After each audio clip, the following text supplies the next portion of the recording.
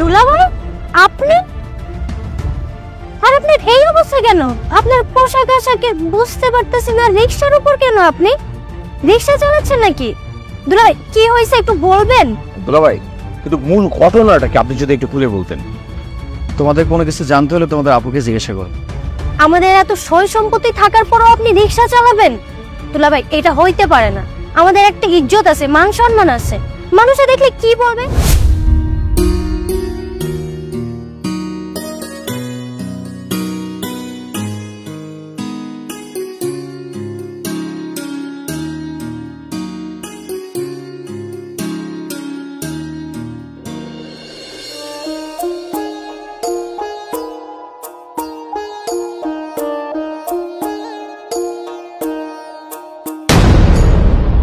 এই ছোট লোকের বাচ্চা, নবাব চাঁদার মতো এখানে বসে বসে চা খাওয়া হচ্ছে, তাই না? এই চা খাওয়া বাদ দিয়ে এক্ষুনি কি আমার এই জামা কাপড়গুলো ধুয়ে দিয়ে যা। আচ্ছা ঠিক আছে, তোমার জামা কাপড়গুলো আমি ধুয়ে দেবো, কিন্তু চাটা খেয়ে তারপরে যাই। বাহ, তোর সাহস দেখে তো অবাক হচ্ছি।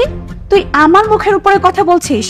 তোর এই চা খাওয়া বাদ দিয়ে ভালো মতো বলছি জামা কাপড়গুলো ধুয়ে দিয়ে, তা না হলে খুব খারাপ হয়ে যাবে বলে দিলাম। কি ব্যাপার, তুমি আমার সাথে এমন আচরণ করছো কেন? তুমি কি ভুলে গিয়েছো আমি তোমার হাজবেন্ড?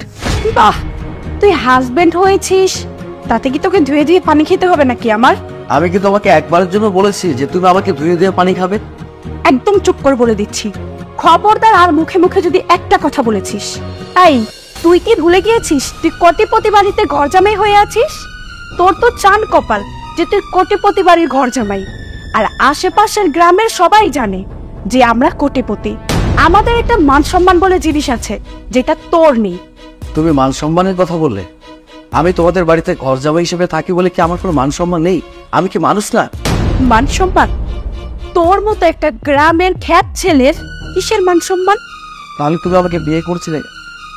বিয়ে করেছিলাম তোকে অসহায় ভেবে, কিন্তু আমি ভাবতেও পারিনি যে তোর মনে মনে এত শয়তানি আছে। আমাকে বিয়ে করার পর আমার বাবার কোটি কোটি টাকা দেখে তুই আর কোনো চাকরি বাকরি করবি না, পায়ের ওপর পা তুলে আমার বাবার টাকাই ধ্বংস করবি, এইটাই তুই চিন্তা করছিস, তাই না? আমি বুঝতে পেরেছি, আমাকে অন্য কিছু ভাবতে হবে। এই ছোট লোকের বাচ্চা, কি ভাববি তুই? কি ভাবন আছে তোর? জানোয়ারের মতো সারাক্ষণ বক বক না করে যে কাজটা তোকে দিয়েছি সেটা মন দিয়ে কর, তা না হলে সত্যি তোর কপালে শনি আছে বলে দিলাম। যা।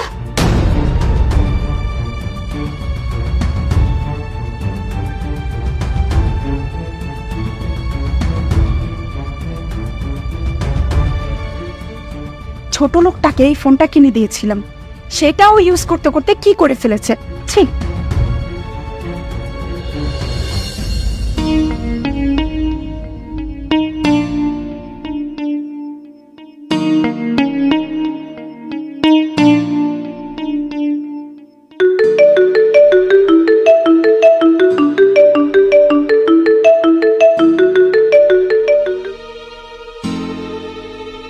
ধরছে না কেন?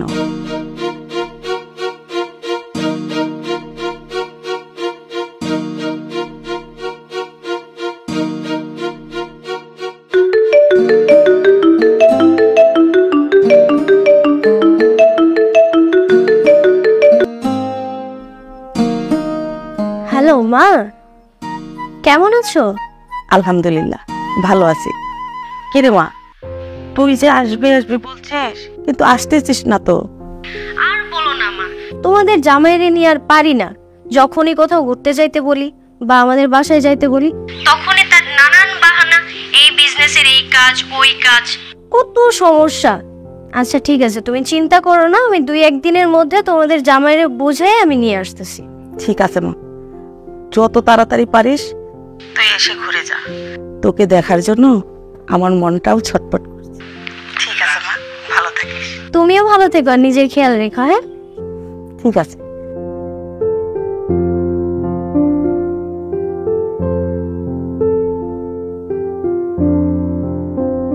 যাক, মেয়েটা তাহলে আসবে। স্যার স্যার মাত্র 2টা দিন স্যার, 2টা দিনের ভিতরে আপনার বিল তো স্যার দিয়ে দিব স্যার। আমাদের আজকে কি আমরা কাজ করতেছি নতুন স্যার, নতুন না তো স্যার, আপনাদের সঙ্গে আমরা কাজ করে আগামী 6 বছর ধরে। আরে কি ব্যাপার, তুমি কি সবসময় এরকম ব্যস্ত থাকবা? কথা বলতেছো পরে বলবো, এখন ফোন কাটো। স্যার জি জি স্যার, স্যার আমি একটু 5 মিনিট পরে কল দিচ্ছি স্যার, আমার ইমার্জেন্সি কথা আছে তো। এই যে থ্যাংক ইউ। আচ্ছা তোমার সমস্যাটা কি? তুমি দেখতেছো না আমি একটা ইম্পর্টেন্ট কথা বলতেছি। তুমি কি সারাক্ষণ এই ফোন নিয়ে ব্যস্ত থাকবা? তোমার কি মাথায় একটু সেন্স নেই যে তোমার বাসায় একটা বউ আছে? হ্যালো স্যার, আমি স্যার 5 মিনিট পরে আমি আপনাকে আবার কল দিচ্ছি। Okay sir, thank you. হ্যাঁ কি হয়েছে বলো এবার, কি সমস্যা তোমার? তুমি চিল্লাচিল্লি শুরু করছো। সারাক্ষণ এই কথা আর বিজনেস নিয়ে পড়ে থাকো। তোমার যে একটা বউ আছে, তারে যে একটা শান্তি দিতে হবে, মানসিক শান্তি আছে তার, সেই দিকে তো কোনো খেয়ালই নাই তোমার। কি জীবন চলতেছে না? বিজনেস না করলে তুমি কিভাবে থাকবা, কিভাবে চলবা তুমি সেটা একবারও ভাবছো? কই থেকে আসে এত টাকা পয়সা? এই বিজনেস থেকে তো আসে, তাই না? জানো মা আজকেও আমারে কল করছে, আমি শুধু তোমার জন্য আমার বাসায় যাইতে পারতেছি না। এই টাকা পয়সা দ্বন্দ্বগুলো দিয়ে কি করবো যদি মনে একটু শান্তি না থাকে? কি করবো? মনের সুখ শান্তির জন্য না টাকা পয়সাটা দরকার। আর এই টাকা পয়সাটা যদি সংসারে না থাকে না, ভালোবাসা জানলা দিয়ে পালাই। দেখো আমার এই টাকা পয়সা দ্বন্দ্বগুলো দিয়ে আমার কোনো দরকার নেই, আমার সুখ দরকার। আর আমি চিন্তা করছি আমি আগামী পরশুদিন আমার মার বাসায় যাব, আর সাথে তুমি যাবা। হ্যাঁ তুমি আমার ব্যবসাটা তুমি করো, তুমি আমার বিজনেসটা তুমি সামলাও। মুখের কথা জানো একদম। আমি যেটা বলছি সেটা। আর মেয়ে মানুষ তোমরা কি বাবার বাড়ি ছাড়া অন্য কোনো কিছু বোঝো না? হ্যাঁ তুমি তো একদমই বলবে না তোমার খালার বাড়ি যায়, তোমার বোনের বাড়ি যায়, একদমই তো বললা না। তুমি যাও না কেন? যাও। আমি কোথাও যাইতে পারবো না, আমি আগামী পরশুদিন আমার বাপের বাড়ি যাব তো যাবো, আর তুমি আমার সাথে যাবে। হ্যাঁ এই শোনো, আমি তোমার সাথে গেলে আমার বিজনেস দেখবে কে? আর সারাক্ষণ তোমাদের মেয়ে মানুষের সমস্যা কি জানো? ওই যে নিজের বাপের বাড়ি যাইতে চাও। কই আমার বোনের বাড়িতে একদিনও তোমরা যাইতে চাও না? ফালতু লোক যাওয়া।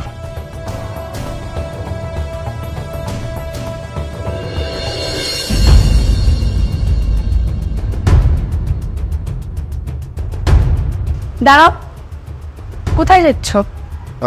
একটু বাইরে যাব, মনটা ভালো নেই তো। তোমার মন ভালো নাকি খারাপ আমি তো সেটা জানতে চাইনি। যাই হোক, আমার বোন আর বোনের হাজবেন্ড আসবে, বাজারে যাও। আমি বাজারে যেতে পারবো না, আমি তো তোমাকে বললাম যে আমার মনটা ভালো নেই। কি? তোর কত বড় সাহস! আমার প্রতিটা কথার ভিতরে তুই শুধু না না করিস কেন? কিসের জন্য? থাকিস তো ঘর জামাই, সেটা কি ভুলে যাস তুই? বলো অনেক হয়েছে। তোমার যদি এতই সমস্যা থাকে তুমি আমাকে বলো, আমি এই বাড়ি থেকে চলে যাব। কি আমি তো মানুষ তাই না? এত যন্ত্রণা নিয়ে আমি এই বাড়িতে থাকতে পারবো না, বুঝতে পেরেছো? সমস্যা আমার না, সমস্যা হচ্ছে তোর মতো ঘর জামাইয়ের। আমি ঘর যাবই না? ওকে ফাইন, এখন এই মুহূর্তে আমি এই বাড়ি থেকে চলে যাব। তারপর আমিও দেখতে চাই যে তুমি আমার সাথে যে অন্যায় অবিচার করেছো না, কার সাথে এই কাজগুলো করো। ভালো থেকো। ঠিক আছে যা, ঘুরে ফিরে সে আমার কাছে আসতে হবে।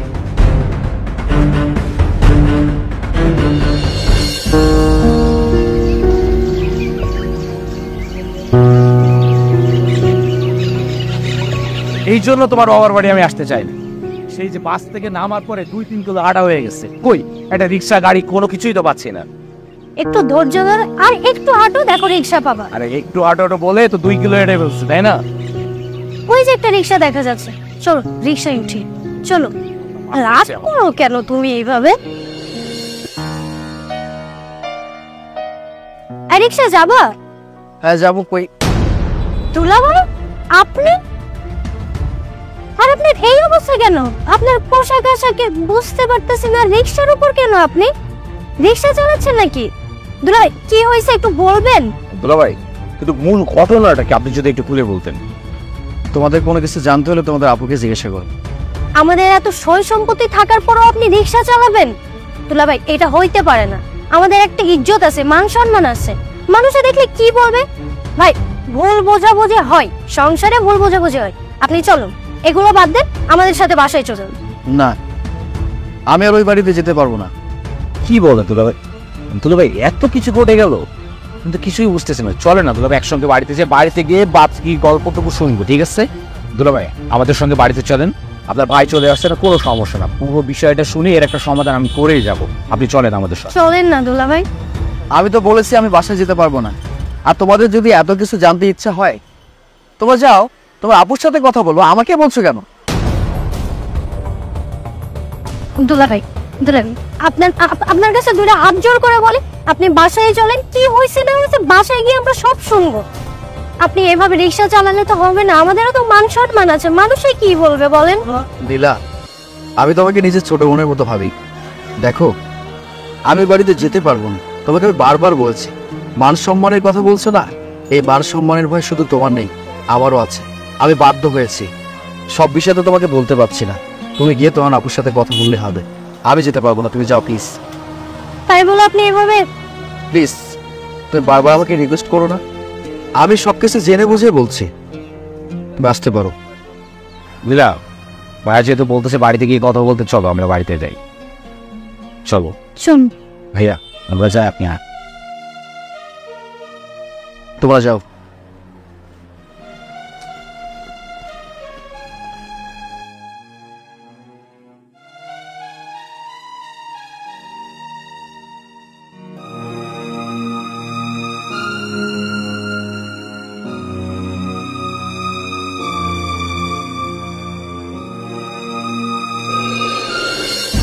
মা, মা, আরে আপু, তোরা কই?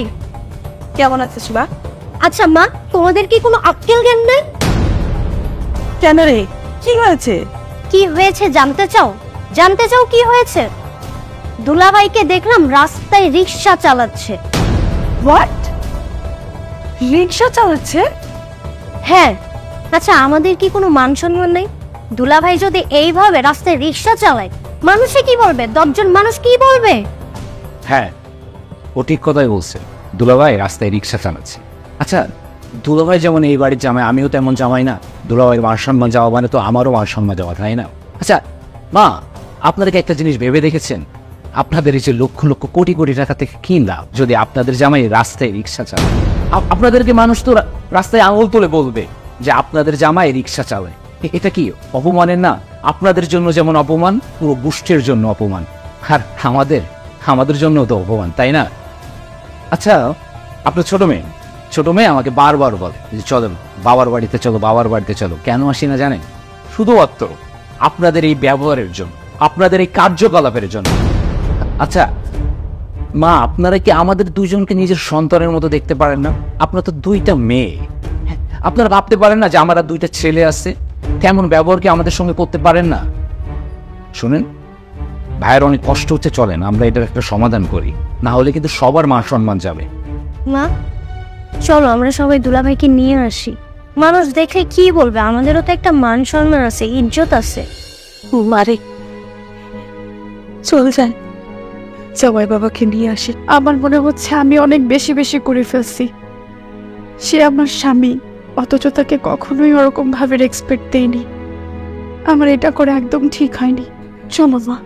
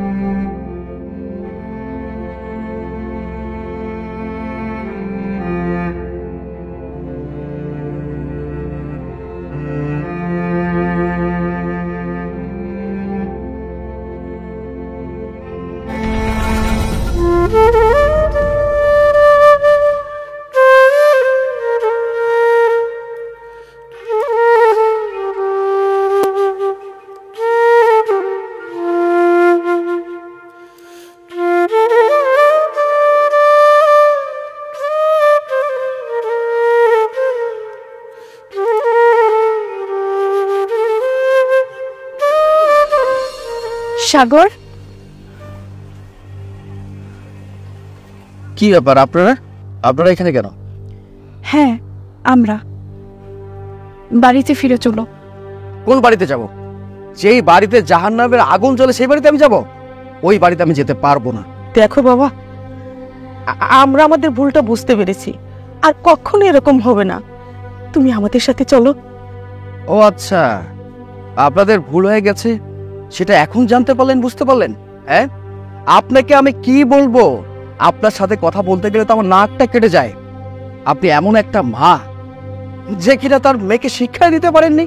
আর আপনি যদি আপনার মেয়েকে শিক্ষা দিতেই পারতেন, তাহলে আপনার মেয়ে কখনো জামাইয়ের সাথে কিভাবে ব্যবহার করতে হয়, তার স্বামীর সাথে কিভাবে ভালো মন্দ আচরণ করতে হয় সেটা অন্তত জানতো।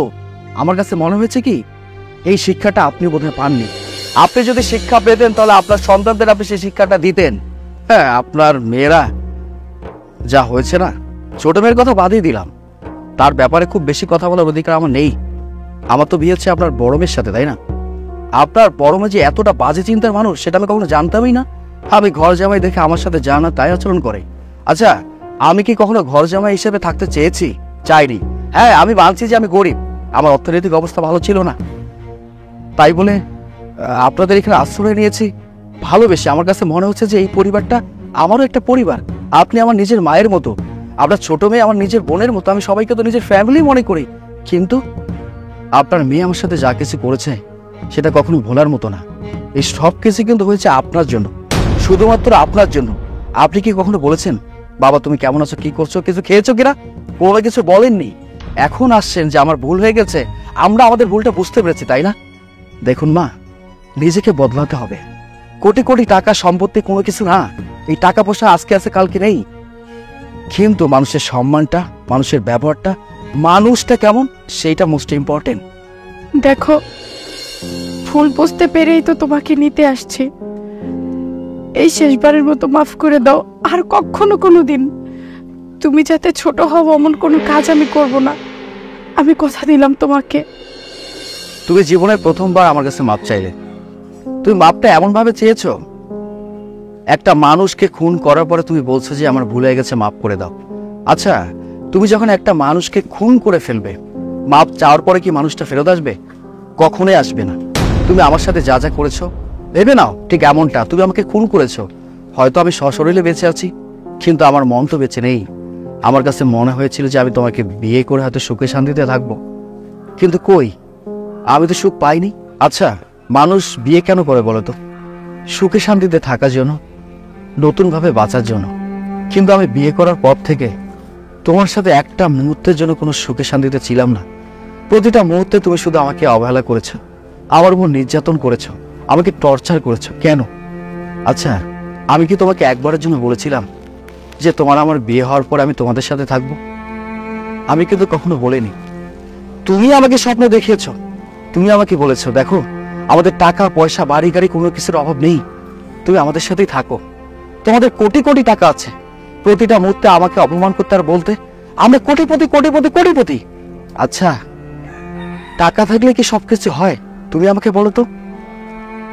তোমাদের হয়তো কোটি টাকা থাকতে পারে, কিন্তু তোমরা তো মানুষ হিসেবে ভালো না। আর তোমাদের মতো অমানুষের সাথে আমি তো থাকতে পারি না। তাই আমি সিদ্ধান্ত নিয়েছি আমি নতুন করে বাঁচবো। হ্যাঁ, আমার কষ্ট হচ্ছে, আমি রিক্সা চালিয়ে খাচ্ছি, হয়তো এটা আমি কখনো আশা করিনি যে আমাকে রিক্সা চালিয়ে খেতে হবে। কিন্তু একটা কথা কি, কোটিপতি নামক অমানুষদের সাথে থাকার থেকে একজন সুন্দর গরিব অসহায় মানুষের সাথে থাকা ভালো। এই যে আমি এখন রিক্সা চালিয়ে খাচ্ছি, তোমাদের মতো অমানুষদের সাথে নেই। আমার কাছে মনে হয় কি এত কষ্ট করার পর আমার ভিতরে শান্তি আছে, যে শান্তিটা তোমাদের কোটিপতিদের সাথে থেকে আমার ছিল না। আমি ভালো আছি, আর তোমাদের এই জাহান্নামের আগুনে আমি আর পুড়তে চাই না। আমাকে বাঁচতে দাও। ওই যে তোমাকে একটা হিসাব দিয়েছি, কথা বলেছি, একটা মানুষকে যখন তুমি খুন করবে সেই মানুষটা কিন্তু ফেরত আসবে না। ঠিক তেমনই তুমি আমার মনকে খুন করেছো। আমি কখনো কোনোভাবেই তোমার কাছে ফেরত যেতে চাই না। এই যে আপনারা সবাই ভালো থাকবেন, তোমাদেরকে বলছি আমি সরি। প্লিজ আমার কথা মনে কিছু করো না। ওনারা আমার সাথে যা করেছে সেই উত্তরটা আমি দিয়েছি। তোমাদের সাথে আজ অব্দি আমার কোনো কিছু হয়নি। তোমরা সবসময় আমাকে সাপোর্ট দিয়েছো, এফোর্ট দিয়েছো, আমাকে ভালোবেসেছো। তোমাদের কাছে আমি ঋণী। তোমরা ভালো থাকবে।